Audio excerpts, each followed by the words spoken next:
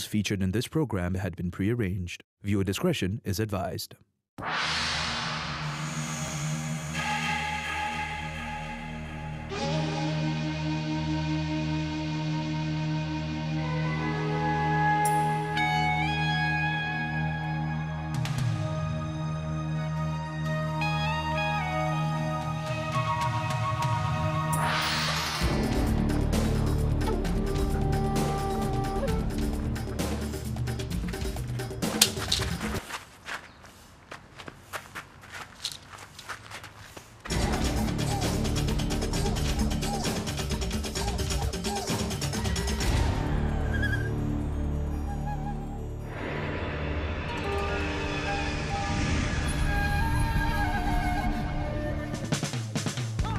Japan is the ultimate food lover's paradise. I'm traveling across the land of the rising sun to discover the culture, the history, and most importantly, the food. Itadakimasu! This is Best in the World Japan.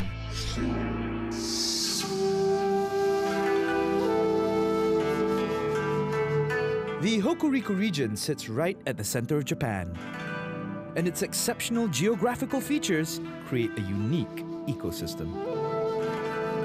Facing the Sea of Japan, Toyama and Ishikawa prefectures make up the two sides of Toyama Bay.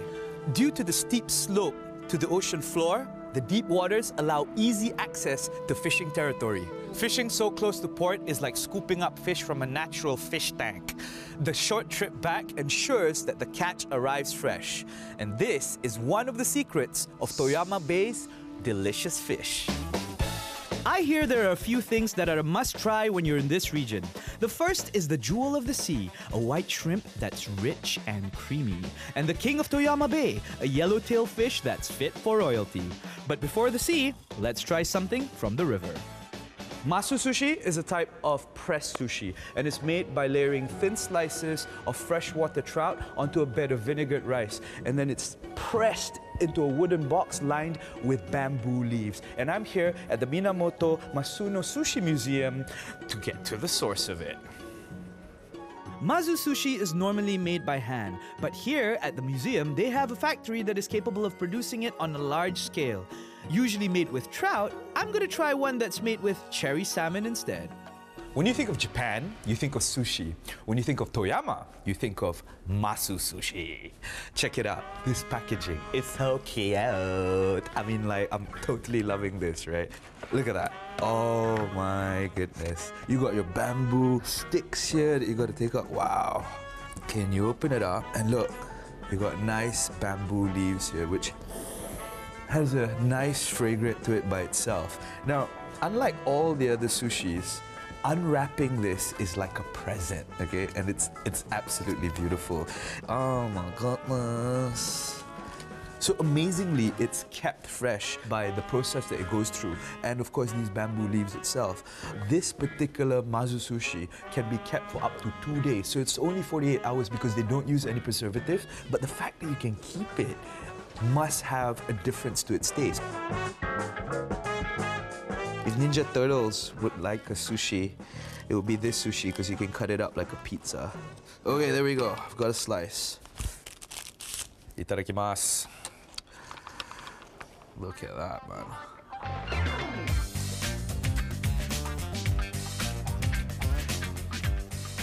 Wow.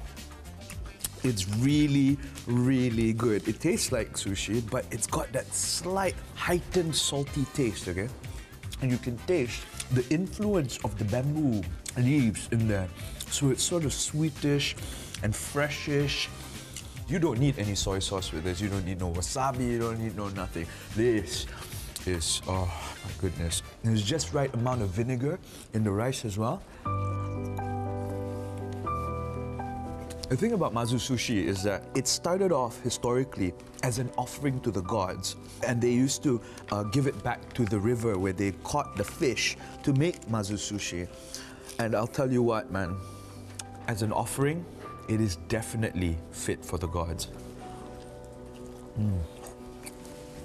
This is an amazing introduction to Toyama. It's a beautiful place. It's very heavenly, you know what I mean? To be experiencing this all together visually, aesthetically, is a best in the world experience. Gotta try it.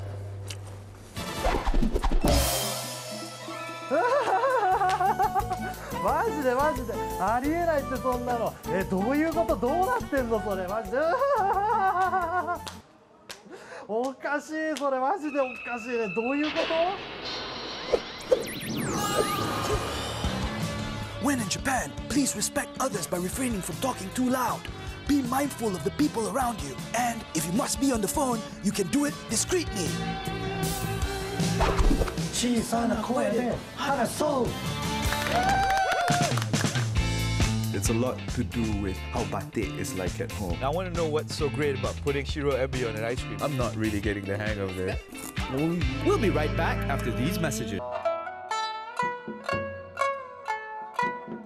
In addition to eating, there are other ways to get to know Japan.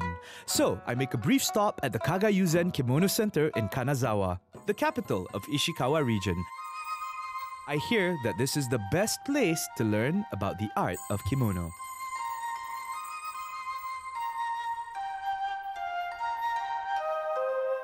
It's such a refined job. The work is very, very meticulous. Layer over layer, process over process. Never knew it took this much work to put into a very elaborate kimono. 着物のデザインを見てみます。はい。じゃあちょっと待ってください。もう一回いっぱい。こういう感じ。Such great detail. When you have a look at it, it gives that three-dimensional feeling because there's something in the background and there's something beyond that background. This is very beautiful. Your design, Yeah. Sensei? Yeah. It's amazing. Sensei, please can I try to do a bit of painting, if you don't mind? Okay. Yeah, you mind? Okay. All right, cool. Thank you. Thank you. Just try. このラインはね、糊でできています。ライスグルー。Does that do anything to the paint? これがあるので色が外に出ていかないで、で一番最後にこれが全部落ちて白いラインとなりますね。I was never a good painter in school, so I think it's because of this glue that makes it look like I'm, you know. Yeah, no problem. No problem. So what I can gather from this experience is that it's a lot to do with how batik is like at home, and that's something that we might have very similar in our cultures. But yeah, thank you very much, Sensei. Thank you. Thank you. Good job. Thank you.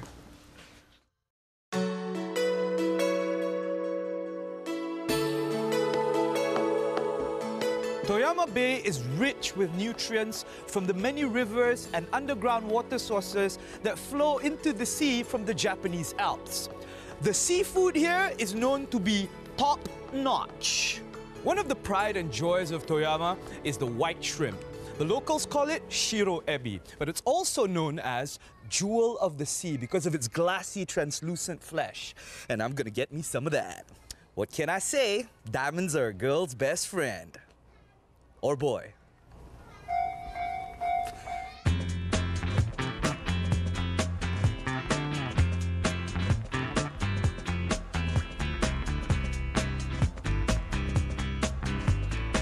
Okay, so facts about the white shrimp, right? It can only grow up to about 7 centimeters long, and the Toyama Bay has enough quantities for it to be intentionally fished in the world, actually, which is kind of cool. What do you see? The white shrimp approaches. There's so many ways you can have your white shrimp, right? You've got your sushi, you've got your deep fried, and of course there's the sashimi. It comes in all sorts of forms. There's 2 types. One's fresh sashimi and the other one's with kelp.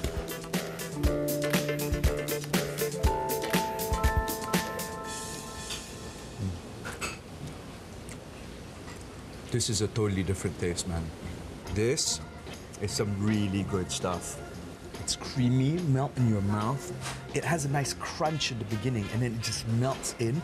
There's something different to it. The best way for me to describe this is it's sweet. there's an accent. And accent is the word I'm going to use for it because it's psycho! You know, it's not like your normal taste of shrimp. Apparently, in English dictionary, if you follow the English way, it's known as white shrimp. But if you follow the American way, it's glass shrimp. So they've got two different names to it. Don't get yourself confused. It's either white shrimp or glass shrimp. You know what I'm saying? Yeah. But if we're in Malaysia, we follow the British way, so we call it white shrimp. I'm going to try it as a sushi now. So apparently the best way to do this is to take a little bit of ginger, put it in your soy sauce, and then just put it on top. And I can already imagine how this is going to taste. Oh. The ginger really gives it a nice balance in the end, right? So it starts off with a bit of soy sauce, which you already know is going to give it a heightened taste. And then that shiro ebi still really is prominent enough, even though with the rice and the vinegar and things like that, it's a very prominent thing. You can't go anywhere else to get a fresher white shrimp, right, or a shiro ebi. You gotta come here in Toyama because it's right there. You know, this restaurant is not a kilometer or two away from the sea, and it's just amazing how the freshness of it is right here. I'm sure you can get it anywhere else, but you know, the further away it travels from Toyama, the lesser that power gets, and that power is best in the world, and that's exactly why you should come here and give it a shot. Oh.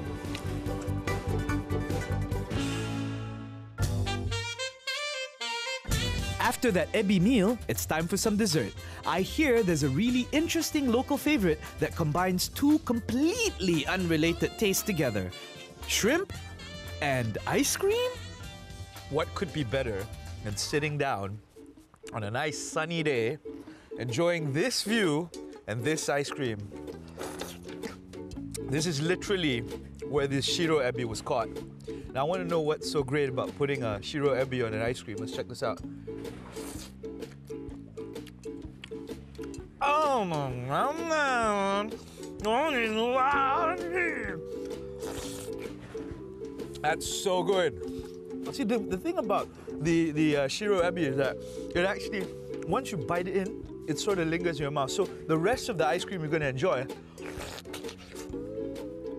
still has that saltiness to it. It's a good mix because, you know, you got your sweet, you got your salty, boom. Just like here, you got your salty water and a sweet view. Best in the world, man. It's been a great day for me. Now, I've got to go prepare myself because the king of Toyama Bay awaits me.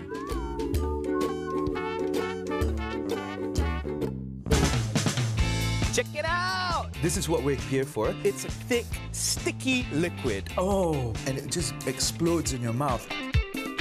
This is some really good stuff.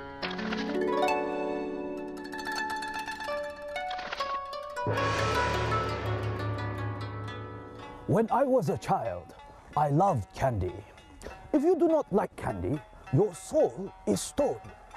Mizzou Ame, or water candy, has a caramel-like texture that is loved by children and adults alike. But did you know that Mizzou Ame was once used as an important nutrition source for babies, pregnant women, and ill people?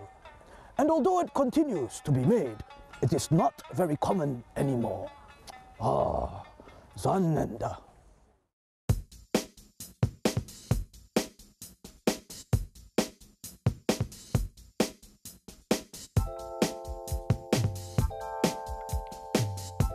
Mizzou Ame means water candy, and it's created when starch is converted into sugar.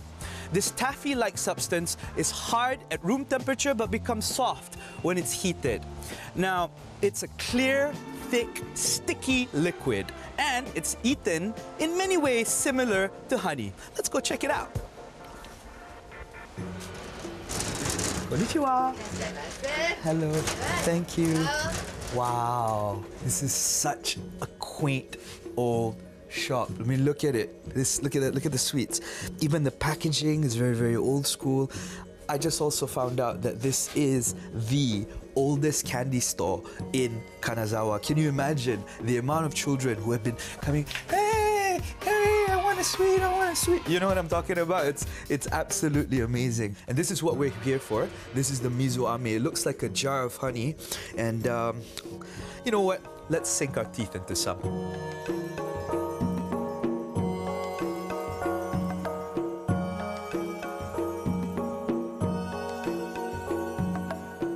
I know, right? How did she get here so fast?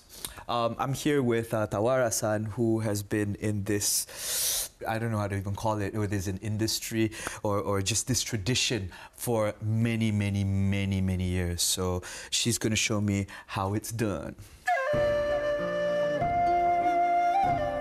Slowly, slowly. Pull it, fold it, put it in the jar. There we go. Oh, it really is nice and slow. So basically, you're allowing gravity to take it down. Let it do its own job. Ah, what have I done? Sorry. I'm sorry. Okay, so we got it. Thank you. Thank you for letting me try that. Can I try some?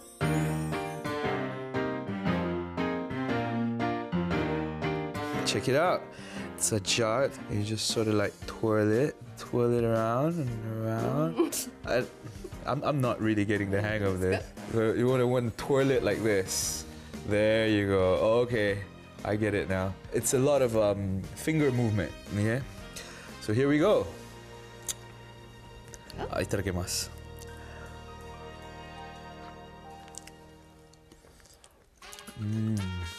This is some really good stuff right here. It's like honey, but it's not. It's actually really old school way of extracting sugar before sugar ever came to Japan. So the sweetness came from rice and barley and you know, from grain. I can taste and understand why it's supposed to be so good for you, because it's not the sweet like, whoa! It's the sweet like, whoa. Tawara-san, thank you so much. Arigatou gozaimasu. This is amazing. And being in a shop that's like been around since like 1830, the oldest shop in town, right? The oldest candy shop. This is where it began. This is best in the world. That sweet water candy brought me back to my childhood. But now, it's time to meet some royalty.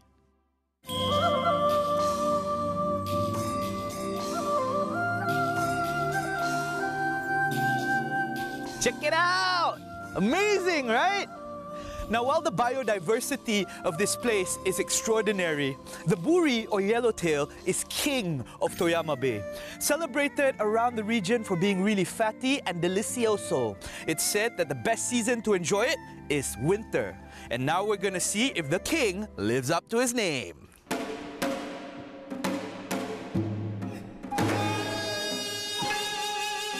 The buri is actually a name that's given to the same fish with many different names as it progresses through age. Before this, it would have been called the hamachi, but buri is that final stage in age where it's ripe and ready for the picking. I'm gonna go for this part of the fish. Look at that. It's just brilliant. The lining is so defined, and you got this really nice thin strip of red. So I'm just gonna head in on that without anything at all. Itadakimasu.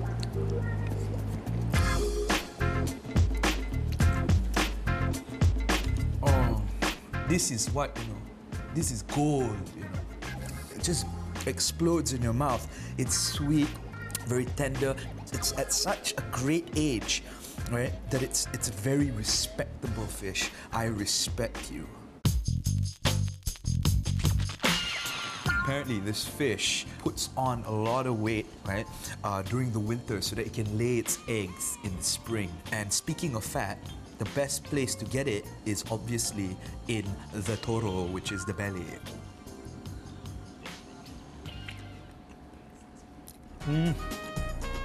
It's so different from the other piece. You're talking about fat, right? This is beyond fat. This is like, whoa, you know what I mean? The juice doesn't just come out like that. You know, sometimes when you eat a fish, it's like, this one is not. It's more like, and of course, it's a lot softer than the other part of the fish because, you know, it's right there. This is where all the fat content is at.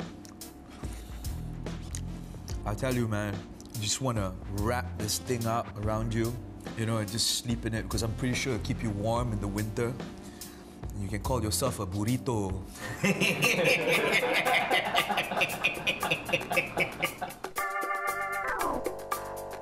And now we're gonna go to the next side, and I think I should like this as well because they have lined up the fish with special sea salt. And this is seawater from the Toyama Bay itself, which is, I can assure you, just right there, okay, from where I'm sitting right now. And they've left it for days, and all that's left in there is the salt that they just layer over this.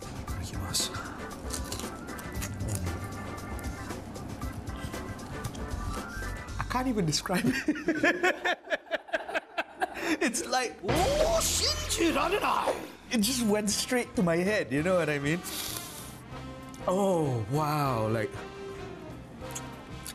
one might argue that it's extremely salty because of the layering of salt that's been covered there. It's like a very mild version of an ikan masin, which means salted fish. But salted fish is dry. This is not at all dry. It's luscious, it's sweet, it's flaky. You can taste it in every bite, you know. I'm just gonna go to the fin because it's a very good part. Oh, that is the one. Just that fin, you know what I mean? Triple whammy. You got that salt, which is and then after that you got that fish, which is and then after that you got that chai taste, which is you know what I mean? Together, it's like the sounds will be like So, how do we conclude this experience? As the old saying goes, there's always a bigger fish. But as we can see now, it is not about the size of the fish. It really is about the quality that you have on your plate and that impression that it leaves in your mouth. That's what makes something best in the world. And for all its simplicity, this is really the king.